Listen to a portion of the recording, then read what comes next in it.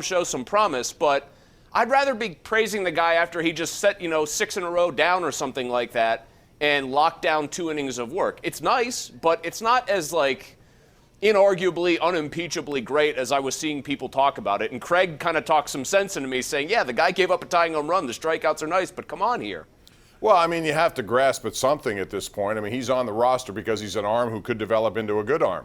So I think if you see encouraging things from this point of view, this is what you're going to do. But yeah, you're right. You got to ask this question. Why is he in the game that early? Normally when it had Rule 5 guys, and there have been many of them here over the years the Pirates have brought in, I always thought, well, you try to hide him or give him their spots in a game that's out of hand. They put him right in there, and that is, to me at least, an encouraging thing, although it tells you about maybe what they're expecting from their record this year. Because that normally is not the slot for a kid like that. Yeah, that's a tacit acknowledgement of what maybe, I'm not going to go so far as to say their priorities are, but I'm going to get pretty close to saying their priorities are or their priority is. And it's not like they're trying to lose ball games necessarily by telling their players, hey, don't go out there and try. But you know this as well as I do, Bob. If you're trying to execute a tank, isn't the way to do it to put players who are going to try hard in situations that they're not necessarily ready for? No team, I think, outside of the Black Sox in 1919 has ever taken a dive or tanked. Okay, let me amend that. A couple of them probably have. We know about a few, whatever. But most of the time when a team tanks, it's players who aren't good enough are simply put in a position where that's going to get exposed.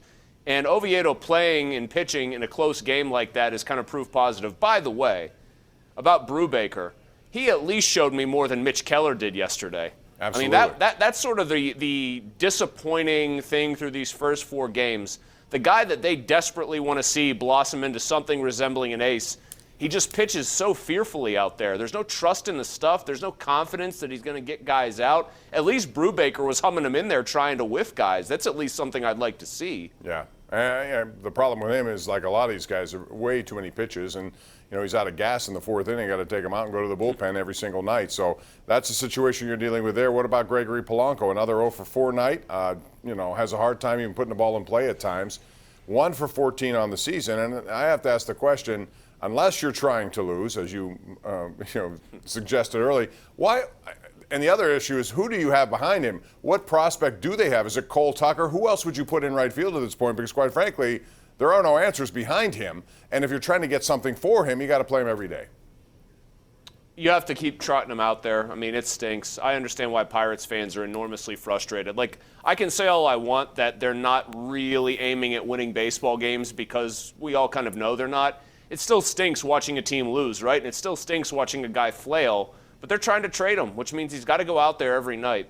The thing that you said that kind of is terrifying, right, when you were searching for immediately big league ready type of prospects that would play behind him. What is Cole Tucker's power potential if he ever got moved to a corner outfield spot permanently? Yeah. 10 home runs a year, maybe? That is not a good option here, having a guy who profiled as an up-the-middle defender and probably a middle infielder suddenly shifting to right field and expecting him to provide the offense that position basically demands. I agree, and that's where they are right now. 412-575-2600. We got the National Basketball Championship game going on. We'll talk about that. It's also Masters Week. Want to hear your picks? Chris will give his, I'll give mine. It's all coming up, plus your phone calls right here live on Pittsburgh CW.